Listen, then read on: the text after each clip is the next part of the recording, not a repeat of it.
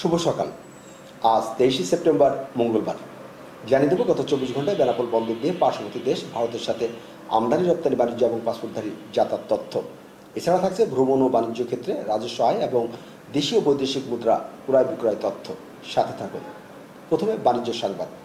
গতকাল বেনাপোল স্থলবন্দর দিয়ে ভারত থেকে 313 ট্রাক বিভিন্ন ধরনের পণ্য আমদানি হয়েছে। এই সমস্ত আমদানি পণ্যের মধ্যে ছিল শিল্প কারখানার কাঁচামাল, তৈরি পোশাক, গার্মেন্টস, শিশুখাদ্য, মাছ সহ বিভিন্ন ধরনের পণ্য।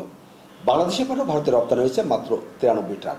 এই সমস্ত রপ্তানি পণ্যের মধ্যে উল্লেখযোগ্য তালিকায় ছিল বসুন্ধরা টিস্যু, ইলিশ সহ বিভিন্ন ধরনের মাছ এবং ওয়ালটন সামগ্রী। এ সময় বাণিজ্য খাতে সরকারের রাজস্ব আদায় হয়েছে প্রায় 13 কোটি টাকা। এবার পাসপোর্টধারী যাতায়াত তথ্য। গতকাল বেনাপোল স্থলবন্দর ব্যবহার করে ভারত এবং বাংলাদেশের মধ্যে মোট 1530 জন দেশ বিদেশি পাসপোর্টধারী যাতায়াত করেছে। এই সমস্ত পাসপোর্টধারীদের মধ্যে বেনাপোল বন্দর দিয়ে ভারতে গেছে 942 এবং ভারত থেকে ফিরেছে 588 জন। এ সময় ভ্রমণ খাতে সরকারের রাজস্ব আদায় হয়েছে প্রায় 14 লাখ টাকা।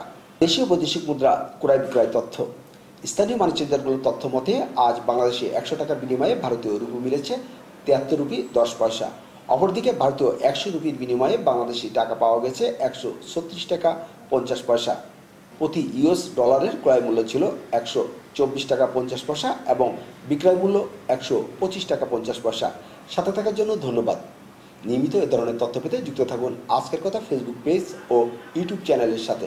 সে পর্যন্ত সবাই ভালো থাকবেন, সুস্থ থাকবেন। আল্লাহ হাফেজ।